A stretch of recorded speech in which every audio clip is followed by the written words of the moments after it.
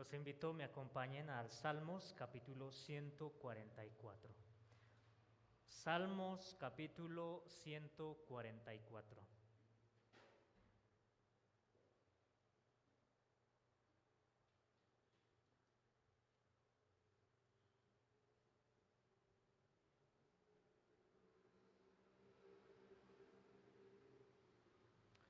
Leo para ustedes, así dice la palabra de nuestro Señor.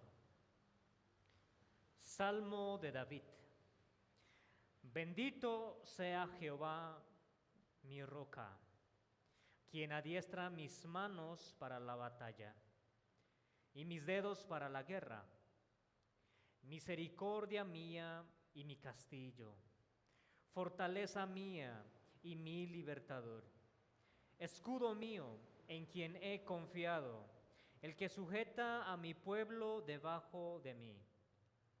Oh Jehová, ¿qué es el hombre para que en él pienses, o el hijo de hombre para que lo estimes?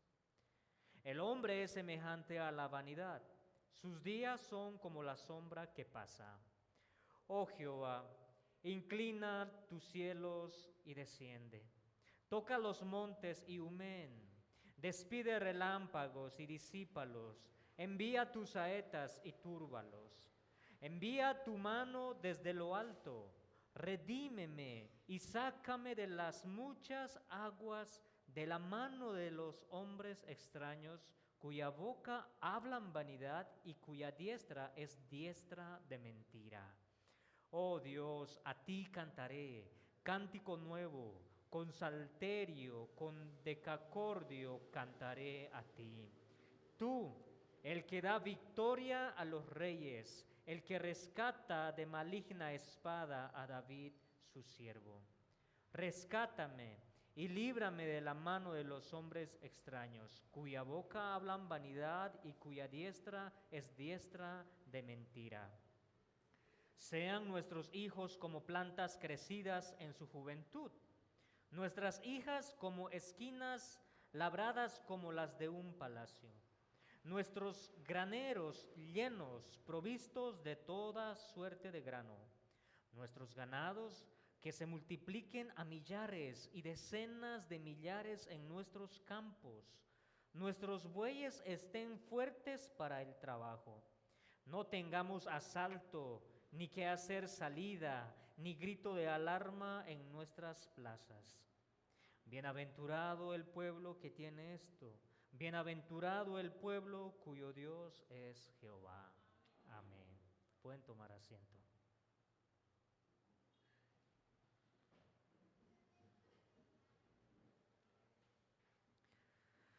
Podemos comenzar nuestro salmo diciendo que es un salmo que fue escrito por el rey David. Los primeros 8 versos, en parte vemos que es muy parecido al Salmos 18, del 1 al 5. Salmos capítulos 18, 1 al 5, se parecen mucho con los primeros 8 versículos de nuestro capítulo. Y es posible, probablemente, que David lo escribió bajo las mismas circunstancias que en el Salmo 18, es decir, que fue en el día o en las circunstancias en el que el Señor Jesús, nuestro Dios, lo liberó con victoria de la mano de Saúl y de sus enemigos, mientras David huía en el libro de Samuel, en su segundo libro de Samuel, capítulo 22.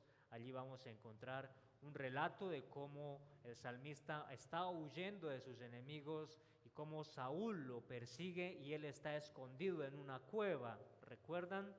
Bueno, muy probablemente bajo esas mismas circunstancias, este salmo probablemente fue escrito en esa época. Así que podemos darnos cuenta cuál es el estado del salmista cuando está escribiendo este salmo. Y además de esto, este capítulo tiene una relación con los salmos anteriores, con el Salmo 140, 141, 142 y 143.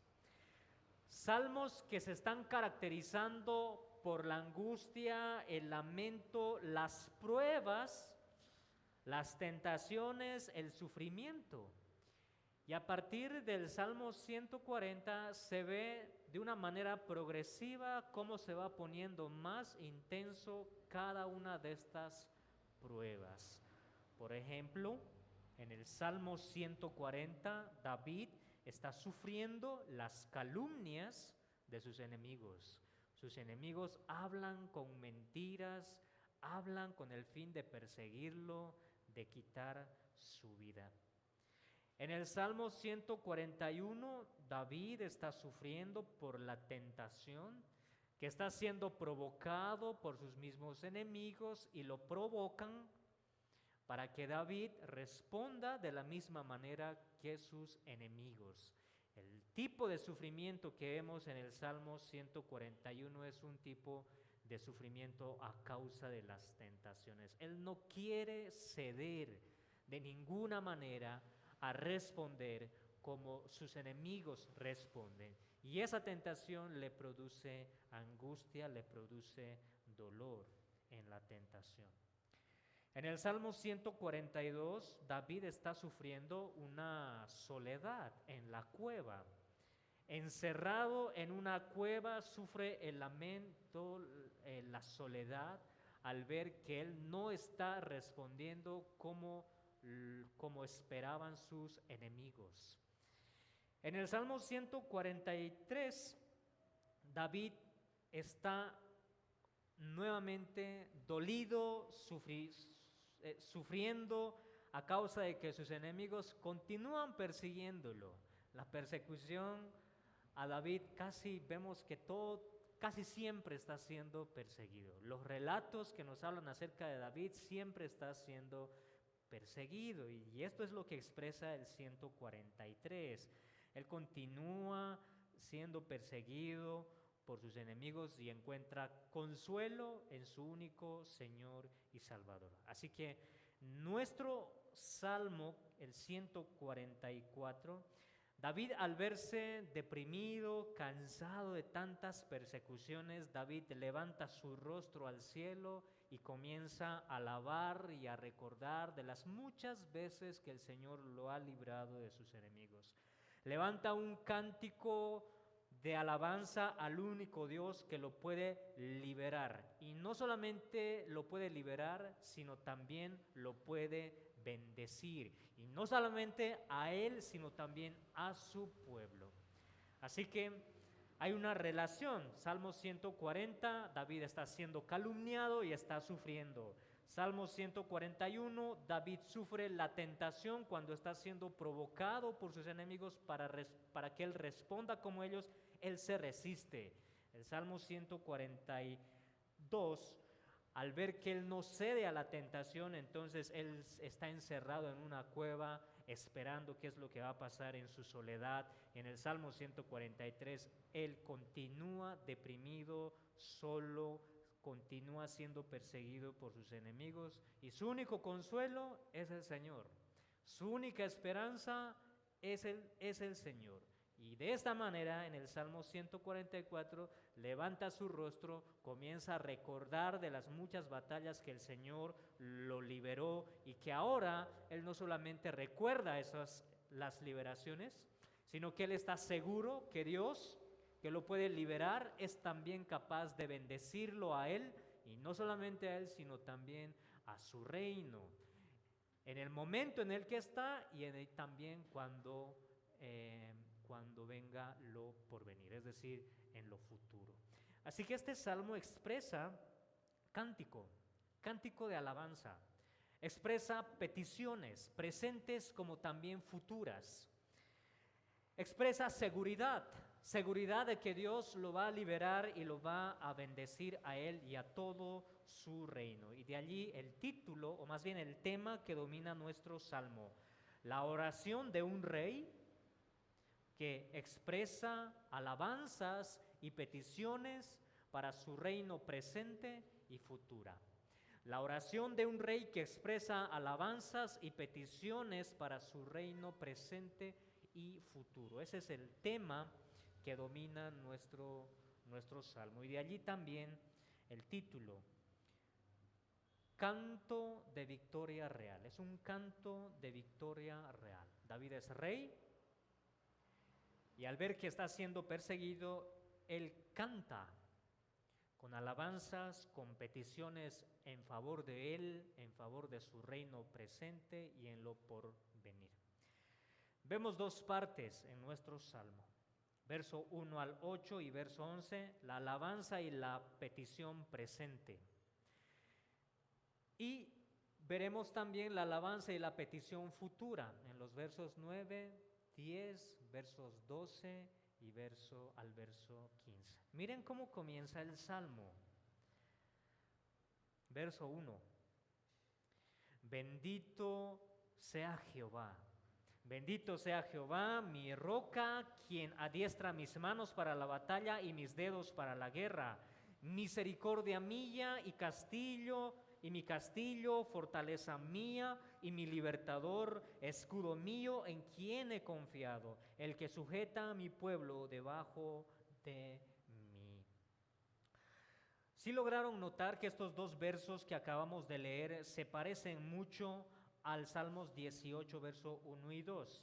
David en esta ocasión está recordando las palabras que él ya dijo anteriormente de aquella ocasión cuando el Señor lo libró. Y David usa una serie de metáforas para describir quién es Dios, para describir la grandeza de nuestro Dios y su cuidado. Miren las palabras: mi roca, misericordia mía, mi castillo, mi fortaleza, mi libertador, mi escudo. Es un recordatorio y un reconocimiento de alabanza de quién es Dios y que es Él quien lo enseña a luchar las batallas. Miren el texto, dice, adiestra mis manos para la batalla. Quiere decir que Dios enseña a David a luchar. Lo enseña, lo prepara, lo capacita para enfrentar sus batallas, pero él no lucha solo, él no está solo, sino que lucha con el mismo Señor, quien es su roca, es su fortaleza, su castillo, su escudo y su libertador. Constantemente David está con el Señor. Y con este cántico y alabanza reconoce que gracias a Dios fueron los triunfos en las batallas que sin el Señor no habría victoria, y es lo que él está reconociendo. Así que el Señor es todopoderoso, es soberano, es fuerte, trascendente y que además Él es único en contraste de lo que es el hombre como criatura, en contraste de lo que es el hombre como creación. El hombre es todo lo contrario a Dios y sin embargo Dios tiene memoria del hombre. Mientras vemos al Señor que es grande y trasciende, es incomprensible, por otro lado vemos al hombre que es tan pequeño, temporal, es pasajero, es vulnerable, es débil, y sin embargo el Señor se acuerda del verso 3. Oh Jehová, ¿qué es el hombre para que en él pienses? ¿O el hijo del hombre para que lo estimes? Son las mismas palabras que usa el salmista en el capítulo 8, verso 4. Usa las mismas palabras. Y si todo el universo es diminuto a los ojos de Dios, ¿cuánto más es el hombre a los ojos de Dios? No solamente por su pequeñez, sino también por su condición.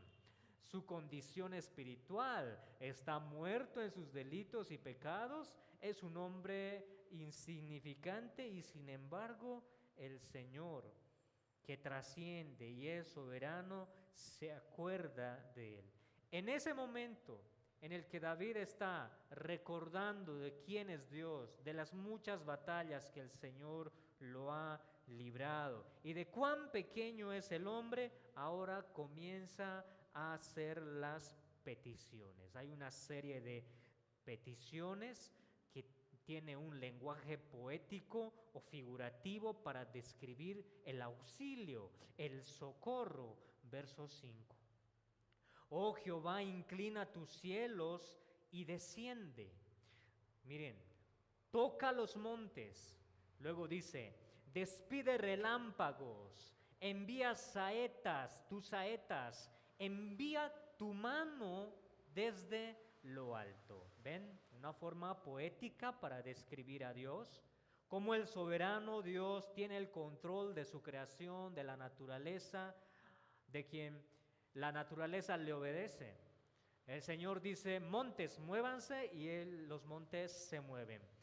Es una forma para describir al Señor que Él es grande y sobrepasa sobre todas las cosas.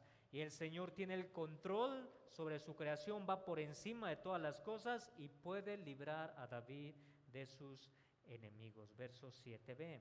Redímeme y sácame de las muchas aguas, de la mano del hombre extraño. Y ese verso se vuelve a repetir en el verso 11. Se repite nuevamente diciendo, rescátame y líbrame de la mano de los hombres extraños. Si tienes el control y el dominio de toda tu creación, entonces cuánto más aquellos a quienes tú amas, a tu siervo David. Señor, rescátame, líbrame de la mano de los hombres extraños. Es una petición presente. Él precisamente en ese momento él está pidiendo, rogando al Señor que lo libre. Así que vemos la alabanza, vemos un cántico de gratitud, recordatorio de quién es el Señor, pero también vemos las peticiones. Una petición del que el Señor lo redima, lo rescate. Y él está tan seguro que Dios lo va a responder su petición. Así que levanta otro cántico. Miren en el verso 9, vemos nuevamente el salmista acercándose a Dios con un canto. Dice, oh Dios, a ti cantaré cántico nuevo. Parece ser el inicio de un nuevo salmo. Generalmente los salmos comienzan así. Pero no, el salmista nuevamente levanta un cántico de deleite al saber que el Señor, que Dios, es el que le concede la victoria a los reyes. Verso 10. Tú, el que da la victoria a los reyes, el que rescata de maligna espada a David. Es el Señor quien lo libra de sus batallas. Es el Señor quien da la victoria al pueblo que se presenta a defender el reino. Es el Señor el quien nos ayuda y libra a su pueblo. De la misma manera, nosotros que somos el pueblo del Señor, nosotros que somos los herederos de la promesa del pueblo de Israel, de la misma manera el Señor nos enseña a enfrentar las batallas diarias. Él es el que nos enseña. El énfasis de este pasaje es esa. Él adiestra mis manos para la batalla. Claro, para David era enfrentar las batallas con espada, en las guerras, en las batallas. Sin embargo, para David también, el adiestra sus manos para las batallas era de cómo podría vencer a sus enemigos no cediendo a las tentaciones. Y ese es el principio que nosotros aplicamos para nuestras vidas, que el Señor también adiestra nuestras manos, adiestra nuestro corazón, nuestra mente para afrontar las batallas diarias que tenemos todos los días. Ahora, en su petición, recordemos que es una petición real. El salmista alaba al Señor y mire en qué tiempo está. Cantaré. Es un tiempo futuro. Es un tiempo futuro, porque él sabe que Dios va a responderle y ahora en respuesta de Dios a sus peticiones presentes, el salmista dice cantaré.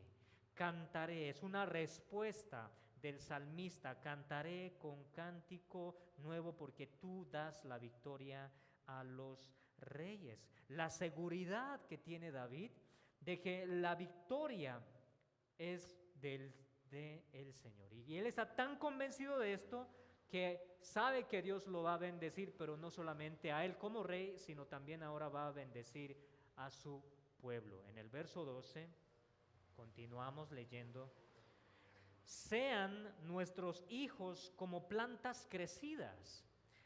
Luego dice, sean nuestras hijas como esquinas labradas. En esos versos 12, en el verso 12, vemos una bendición futura de parte de Dios al rey, pero en beneficio de su reino. La familia, la familia, la familia. Los hijos serán hijos fuertes, serán hijos que se sometan a sus padres, hijos, hijas, serán los que continuarán el reino. Los versos 13 en adelante al verso 14a nos habla de una bendición relacionado al trabajo. Nuestros graneros llenos, provistos de toda suerte de grano. Nuestros graneros llenos, provistos de toda suerte de grano. La provisión de Dios. La provisión de Dios. Luego dice, nuestros ganados que se multipliquen a millares y decenas de millares en nuestros campos. Continúa, nuestros bueyes estén fuertes para el trabajo. ¿Ven? El verso 13 y el verso 14a están relacionados al trabajo. Están relacionados a que debido al trabajo existen las provisiones. Y el Señor, es una petición futura para David, y tiene la seguridad de que el Señor va a proveer lo necesario a las familias de su reino. Va a bendecir la provisión, va a bendecir los ganados, el trabajo agrícola, va a bendecir el negocio del pueblo. Así que es una bendición no solamente de la familia, sino también de las provisiones, el trabajo y todas las provisiones, las necesidades básicas, el alimento, la ropa, el lugar donde vivir, los negocios. Todo esto está relacionado en estos textos. Y no solamente esto, sino que él está seguro de que el Señor también lo va a bendecir con una bendición relacionada a la ciudad. Verso 14b. No tengamos asalto. Es decir, habrá seguridad en la ciudad, habrá seguridad en las calles, ni hacer salida. No van a tener que migrar por el miedo debido a algún tipo de maldad que ronde en las calles, ni grito de alarma en nuestras plazas. Las alarmas que encienden y que uno empieza a preocuparse de qué es lo que sucedió. No. Entonces, esta es la bendición del que está pidiendo David, y que tiene la seguridad que el Señor le va a conceder todas estas bendiciones. Nuestros hijos, como sean, la palabra sean nuestros hijos, es para una bendición futura. Así que esta bendición es para la familia, esta bendición es para el trabajo y las provisiones, es una bendición relacionada a la seguridad en la ciudad. Habrá bendición, habrá seguridad, habrá paz, no habrá contiendas. Yo creo que es esta seguridad o estas bendiciones que nosotros deseamos y esperamos el Señor nos conceda en alguna medida, en algún tiempo. Estas son las peticiones. Y estas son las alabanzas y las peticiones presentes y futuras para el rey David.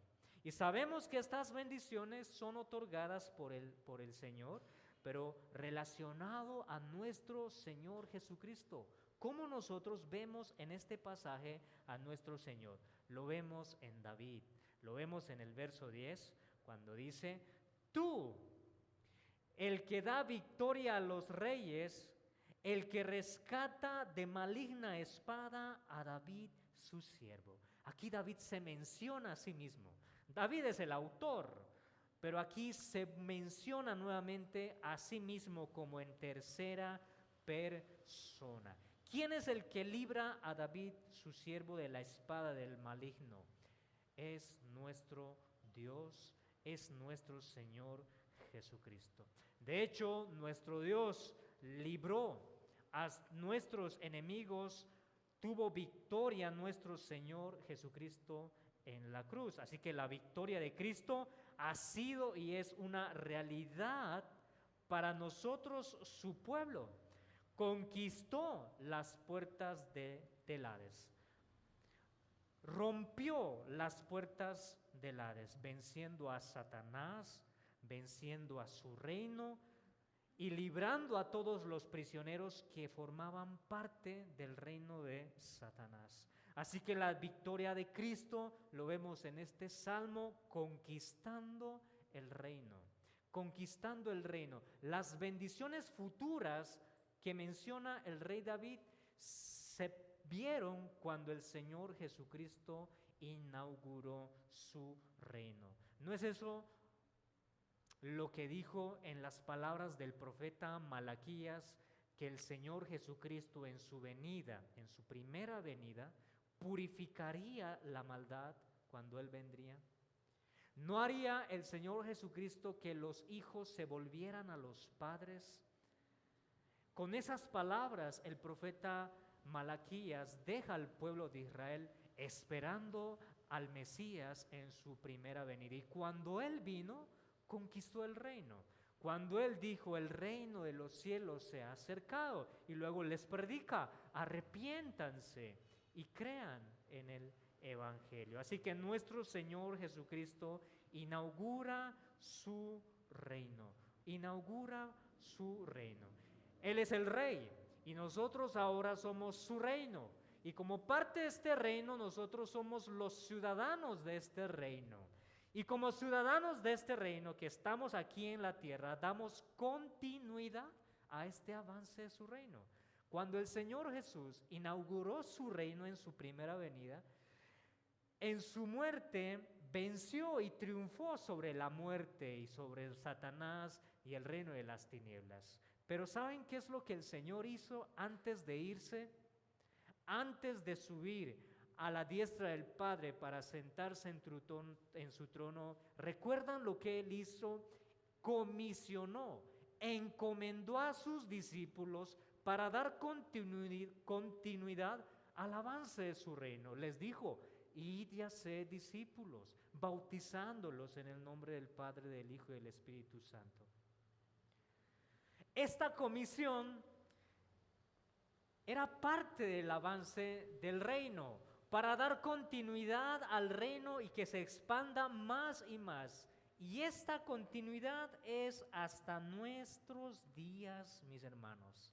Así que nosotros debemos rogar al Señor para que nos dé la continuación o la continuidad al avance del reino de Cristo. Como ciudadanos del reino, tenemos deberes, tenemos responsabilidades. Continuamos conquistando su reino, predicando, compartiendo el Evangelio, nuestras familias, a los de afuera, anunciando de nuestro Señor Jesucristo, de su reino. Pero no solamente predicando, no solamente predicando o evangelizando o haciendo misiones como si fuese el único medio para dar continuidad al avance del reino, no. El testimonio, la vida de un cristiano, el cual la Biblia demanda vida piadosa. Ustedes, nosotros, continuamos conquistando el reino de nuestro Señor cuando vivimos vidas piadosas. Esa es la verdadera batalla espiritual de todo cristiano. Cuando el salmista dice, adiestra mis manos para la batalla, aplicado a nosotros es el que el Señor nos enseña a enfrentar estas batallas espirituales, que no es echando fuera demonios, que no es pisando la cola de Satanás en las congregaciones, en los cultos, que no se trata de exorcizar o expulsar demonios. La verdadera batalla espiritual con el cual el Señor nos prepara, nos capacita, se trata de vivir vidas santas, vidas piadosas. Esa es nuestra verdadera batalla. Vidas piadosas, esposos que aman a sus esposas, esposas que se sujetan a sus esposos, padres que instruyen y crían a sus hijos en el Señor, hijos que se someten a sus padres, son obedientes a sus padres en el Señor. Cuando nosotros vivimos de esa manera, allí comienza la batalla espiritual. Es allí cuando se desencadena la batalla espiritual. A Satanás aborrece esa conducta de los cristianos y lo que él busca es destruir eso. Esa bendición que nosotros anhelamos tanto, Señor, bendice a nuestros hijos, Señor, bendice mi negocio, bendice el trabajo, bendice las provisiones en nuestra casa, bendice nuestra ciudad, líbranos de la maldad. Está relacionado con que primero nosotros vivamos y luchemos esta batalla espiritual viviendo vidas piadosas. Y cuando vivimos de esa manera en el Señor, en su reino, entonces el Señor responde a nuestras súplicas. Responde a nuestras súplicas. Y estamos seguros que el Señor responderá a su tiempo. ¿Hasta cuándo es nuestra lucha de esta manera? Hasta cuando el Señor regrese. Cuando el Señor regrese, allí se limpiará toda iniquidad, toda maldad. Allí recibiremos el mayor bendición que nosotros esperamos conforme a su palabra. Allí no habrá más maldad, no habrá más pecado, no habrá ninguna otra cosa que nos engañe. No habrá enemigo que nos persiga. A su tiempo llegará esto. Las batallas terminaron y cesaron para David cuando él murió. Podemos estar seguros que David está con nuestro Señor Jesucristo en total paz, con alabanzas, con cánticos, con gratitud. Sus enemigos murieron, ya no hay nadie quien lo persiga, y ese es nuestro anhelo también, de estar con nuestro Señor Jesucristo, disfrutar de todas las bendiciones. Allí realmente seremos bienaventurados. Verso 15, bienaventurado el pueblo que tiene esto. Allí seremos bienaventurados. Bienaventurado el pueblo cuyo Dios es Jehová. Y esa es nuestra esperanza. Y no es por lo que el texto solamente dice, es muy importante lo que el texto dice, pero es por lo que el Señor mismo dijo. Cuando el Señor dice acerca de estas bendiciones, tiene autoridad. Y nosotros creemos esto. Si el Señor hubiese dicho otra cosa, tendría autoridad y es lo que nosotros creeríamos. Le creeríamos absolutamente todo lo que Él dice. Así que no es solamente por lo que el texto dice, sino por lo que ¿quién lo dijo? Y ese es nuestro Señor Jesucristo, de tener la seguridad de que el Señor va a bendecir a su pueblo de esta manera a su tiempo, a su soberano tiempo. Pero mientras esto ocurra, nosotros debemos dar continuidad al avance de su reino, viviendo vidas piadosas, consagrándonos delante de nuestro Señor. Que el Señor nos ayude en esta tarea del avance de su reino. Vamos a orar. Padre, te damos gracias una vez más por concedernos la dicha de poder leer tu palabra, de poder exponerla, de poder meditar, Señor, de tu grandeza, tu soberanía, de que eres grande, de que eres único sobre todas las cosas y nosotros somos tan pequeños delante de ti. Y cuán grande es este misterio que donde nuestro Señor está, nosotros también estamos con Él, con la seguridad de que un día estaremos contigo, pero también con la seguridad de que mientras continuamos tu reino en este mundo, nos das la gracia suficiente, nos enseñas y nos capacitas para vencer. Gracias te damos, Señor. Te alabamos y bendecimos tu nombre. En Cristo Jesús oramos. Amén.